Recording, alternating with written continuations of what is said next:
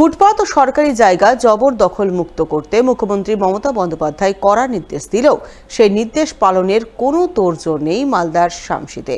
ফলে এখনো ফুটপাত, রাস্তা, সরকারি জায়গা দখল করে রমরমিয়ে চলছে দোকানপাট, ব্যবসা বাণিজ্য সহ অন্যান্য কাজকর্ম, জানিয়ে ক্ষোভে ফুঁসছেন এলাকার সাধারণ মানুষ।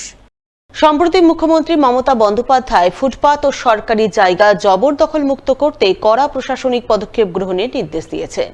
সেই নির্দেশ মেনে জেলায় জেলায় অভিযান শুরু করেছেন প্রশাসনিক কর্তারা। বিভিন্ন এলাকায় বুলডোজার নামিয়ে গুড়িয়ে দেওয়া হচ্ছে সরকারি জায়গায় অবৈধ নির্মাণ ও দোকানপাট।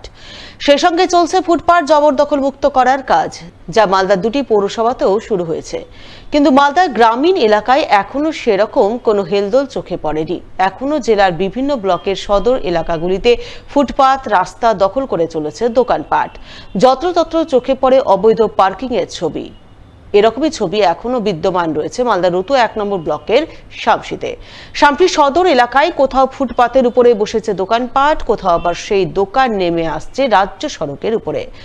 ব্যবসায়ীরা তাদের স্থায়ী দোকান থেকে বেরিয়ে এসে পিডব্লিউডি জায়গায় অবৈধ সেট তৈরি করে দিব্যি চালাচ্ছেন ব্যবসায়িক কর্মকাণ্ড, যা নিয়ে রীতিমতো ক্ষোভে ফুঁসছেন শামসি এলাকার সাধারণ জনগণ। তো সবাই নিজের নিজের মনে করছে নিজের বাপের পৈতৃক সম্পত্তি ভেবে নিয়ে সবাই দখল করেই যাচ্ছে। কাউকে কিছু বলতে গেলে একে অপরকে অজুহাত দেখায়। কেউ কোনো সময় বলে যে ও ঘেরেছে বলে আমি ঘেরেছি, ভাঙতে গেলে আমিও ভেঙে দেবো, ওর ভাঙলে আমিও ভাঙবো। একটু ছোট জায়গা পেতে গেলেও সেটাকে দখল করার চেষ্টা করে। মানে আজ থেকে 7 বছর আগে যখন 7-8 বছর আগে যখন এনএইচ ভাঙলো, পুরো এরিয়াকে ক্লিয়ার করে দিল, সবাইকে বলে দিল যে এটা পিডব্লিউ। তারপরেও সেই পিডব্লিউ যেটুকু নেওয়ার পরে তারপরে যেটুকু বাকি থাকলো সেটাকে তো ঘেরলই। তার সঙ্গে যখন ফুটপাত তৈরি করলো, সেই ফুটপাতটাকেও এখন সবাই ঘিরে নিচ্ছে। প্রশাসনকে এর আগেও জানানো হয়েছে, মৌখিক জানানো হয়েছে, লিখিত জানানো হয়েছে, কিন্তু প্রশাসন একবারও তদারক করেনি। আমি চাইছি যে প্রশাসন এই বিষয়ে একটু দ্রুত পদক্ষেপ নিই। এই বিষয়ে শামসি গ্রাম পঞ্চায়েতের প্রধান মনীষা দাসকে ধরা হলে তিনি জানান, শামসির বিভিন্ন এলাকায় ফুটপাত ও রাস্তা দখল করে দোকানপাট বসেছে। রাস্তায় যত্রতত্র টোটো দাঁড়িয়ে থাকছে। এই কারণে শামসিতে দিনের পর দিন যানজট সমস্যা বাড়ছে। এছাড়াও কোথাও কোথাও পুকুর জবরদখল করে অবৈধ নির্মাণ গড়ে উঠেছে। এর বিরুদ্ধে আগামী দিনে শামসি গ্রাম পঞ্চায়েত অভিযানে নামবে। তবে অভিযানে নামার আগে নোটিশ দিয়ে জবরদখলকারীদের 15 দিনের সময়সীমা দেওয়া হবে। তার মধ্যে তারা জবরদখল সরিয়ে না নিলে তারা উচ্ছেদ অভিযান চালাবেন। আমাদের এই শামসি ফুটপাতে যে সমস্ত লোকজনেরা ব্যবসা করছে বা দোকান করে বসে আছে, সারা পশ্চিমবঙ্গ ব্যাপী একটা অর্ডার করা হয়েছে যে ফুটপাত বা সরকারি জায়গা যে সমস্ত লোকেরা জবরদখল করে বসে রয়েছে তাদেরকে কিছুদিন সময় দেওয়া হয়েছে উঠে যাওয়ার জন্য, বা তারা যদি না উঠে তাহলে সরকারি পক্ষ থেকে আইনত পদক্ষেপ নেওয়া হবে। সেই ব্যবস্থা অনুযায়ী বা সেই অর্ডার অনুযায়ী আমিও কাজ করতে চাইছি, এবং মাইকিং আমার আজকে থেকেই শুরু হয়ে যাবে যে তাদেরকে একটা সময় দেওয়া হবে 15 দিন মতো। তারা যেন স্বইচ্ছায় নিজেদের ফুটপাত খালি করে দেয়। যদি তারা 15 দিনের মধ্যে খালি না করে তাহলে আমরা আইনতভাবে ব্যবস্থা নেব তাদেরকে ওখান থেকে উৎক্ষেপ করার, এবং আমার শামসি পঞ্চায়েতের আন্ডারে যে সমস্ত ফুটপাত রয়েছে তাকে দায়িত্ব করে আমি সরাবো।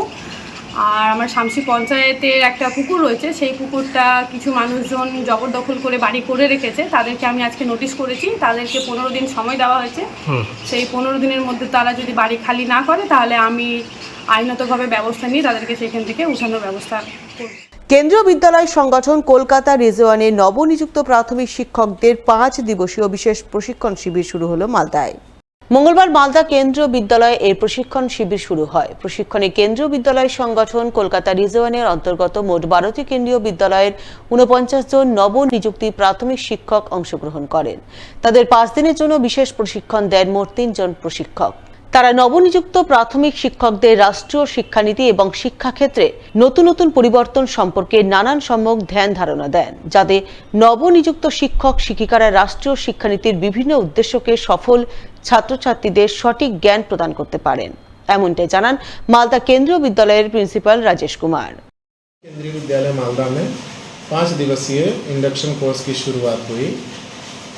कोलकाता संभाग से कुल 49 नवनियुक्त प्राथमिक शिक्षक जो कि 12 अलग अलग केंद्रीय विद्यालयों से आए हुए हैं, उनको क्षेत्र में हो रहे निरंतर बदलाव से अवगत कराया जाएगा तथा राष्ट्रीय शिक्षा नीति के जो अलग अलग लक्ष्य हैं, जैसे कि FLN, निपुण भारत मिशन एवं लर्निंग आउटकम तथा कॉम्पिटेंसी बेस्ड एजुकेशन को हम कैसे अपने छात्रों में दें, इसके बारे में उन्हें इंडक्ट किया जाए।